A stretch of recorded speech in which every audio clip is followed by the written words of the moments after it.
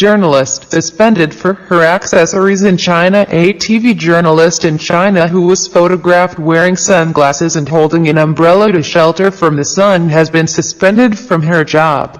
The unnamed journalist was photographed while conducting an interview in Xiamen City on efforts to help the city recover from Typhoon Meranti.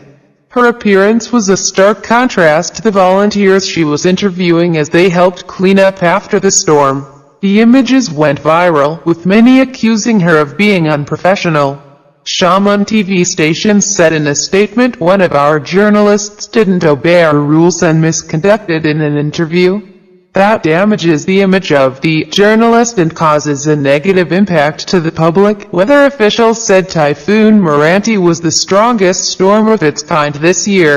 At least one person in China died and another was killed in Taiwan. On mainland China, the storm struck southern Fujian province particularly badly. Social media divided online comment, mainly on China's Twitter-like Weibo network, has been divided over the journalist's image and behavior while reporting on the aftermath of the storm. Weibo user Eclair asked whether the TV station had been clear that its journalists cannot have sunglasses on, or is the station forced to suspend the journalist because of public pressure and anger? User Pan said, "If you know how difficult and hard it is to be a journalist, you would not focus on her accessories." But another Weibo user said the problem was that she appeared to lack manners and failed to show respect to the people she was interviewing. A modern-day Red Guard, Yanping Zhang, one of the first people to repost the image online, told the BBC the reaction had been far harsher than she was expecting.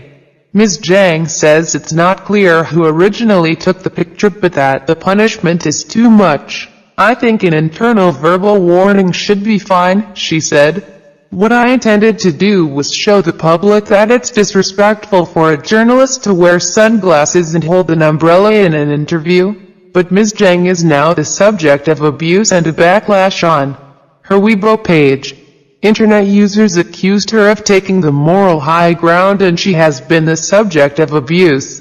She was labeled a modern-day Red Guard, a reference to the zealous and often ruthless youths who enforced the principles of China's Cultural Revolution, a time which saw many killed and beaten in the name of upholding Maoist ideals.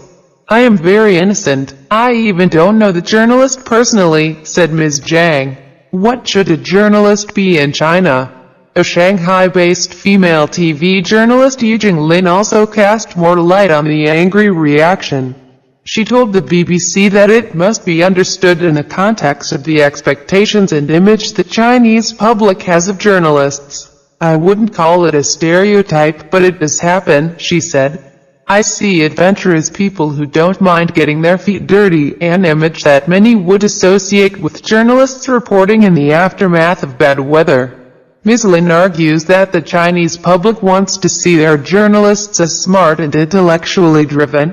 The perceived focus on appearance does seem to be what has enraged people, and in this instance, it has had serious consequence for the journalist involved. It is unclear if the suspension will eventually lead to dismissal, but the issue has got China talking about the ethics of journalism as well as the power of online indignation.